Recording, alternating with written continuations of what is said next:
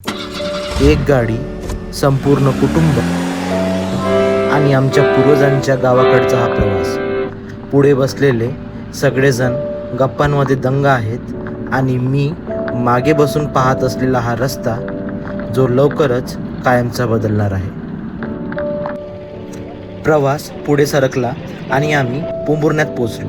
खूप दिवसांनी येणं झालं होतं म्हणून गावातल्या लहान मुलांसाठी तिथून काही फळे विकत घेतली.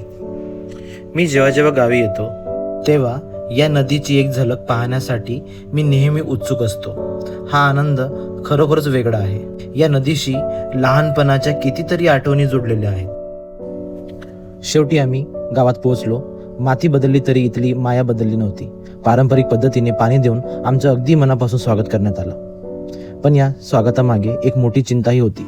स्टील प्रोजेक्टसाठी जमीन देण्याला मोठे बाबांचा पूर्ण विरोध होता. ते स्पष्ट सांगत होते की ही जमीन आमच्या पूर्वजांची पुण्याई आहे, ती आम्ही कुठल्याही प्रकल्पासाठी देणार नाही. दुसऱ्या बाजूला लहान काकाही याच मताचे होते. सरकार त्यांचं काम नियमाप्रमाणे करेल, पण आपल्या हक्कासाठी काय संघर्ष होतो हे पाहणं आता महत्त्वाचं ठरणार आहे, असे त्यांचे मत होते. आणि पप्पा तर भविष्याची जास्त काळजी वाटत होती. त्यांचे विचार खूप प्रॅक्टिकल होते. सरकार आज मोबदला म्हणून पैसे देईल, पण तो पैसा टिकणार नाही. लोक तो व्यसनात व इतर गोष्टीत उडवून टाकतील. शेवटी हातात काहीच उरणार नाही, ना जमीन ना नोकरी.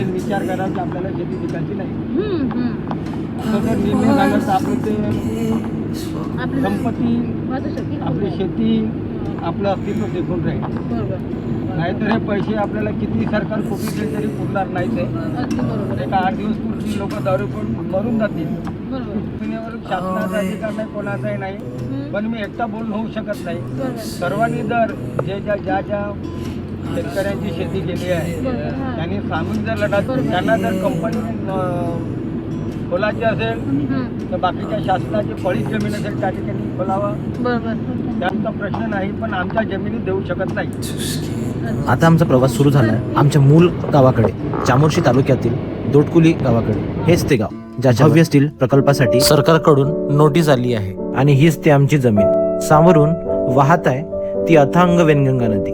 इतिहास सांगतो की मानवी संस्कृतीची सुरुवातच नदीच्या काठावर झाली आणि आमच्या पूर्वजांनी याच वेनगंगाच्या कुशीत आपल्या आयुष्याची सुरुवात केली. आम्ही डोटकुली गावात प्रवेश केला हे जाणून घेण्यासाठी की इथल्या सामान्य गावकऱ्यांच्या मनात नेमकं काय खतखत सुरू आहे. इथली परिस्थिती खूप बिकट आहे.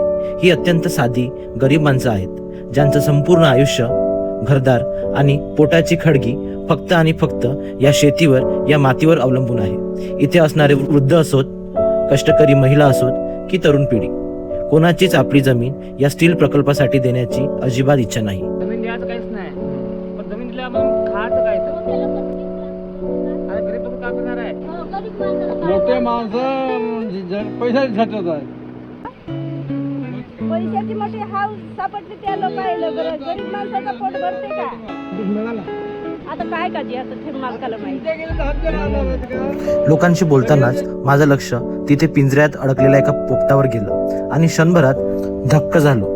या निष्पाप गावकऱ्यांची परिस्थितीही आज या पिंजऱ्यातल्या पोपट्यासारखीच झाली आहे.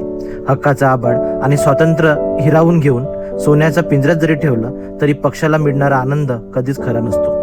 पण आम्ही अजूनही आशावादी आहोत. सरकारकडून आम्हाला सकारात्मक सहकार्याची अपेक्षा आहे. विकास तर व्हायलाच हवा, पण तो इथल्या माणसांना उद्ध्वस्त करू नको. गावकऱ्यांचा हक्क आणि सरकारचा विकास या दोघांमध्ये एक चांगला मार्ग काढला जाईल आणि यातून काहीतरी चांगलं निष्पन्न होईल अशी आम्हाला खात्री आहे. पण शेवटी प्रश्न उरतोच की या प्रगतीच्या शर्यतीत या निष्पाप गावकऱ्यांचं भविष्य नेमकं कोणत्या वळणावर जाऊन थांबेल? तुम्हाला काय वाटतं? नक्की विचार करा.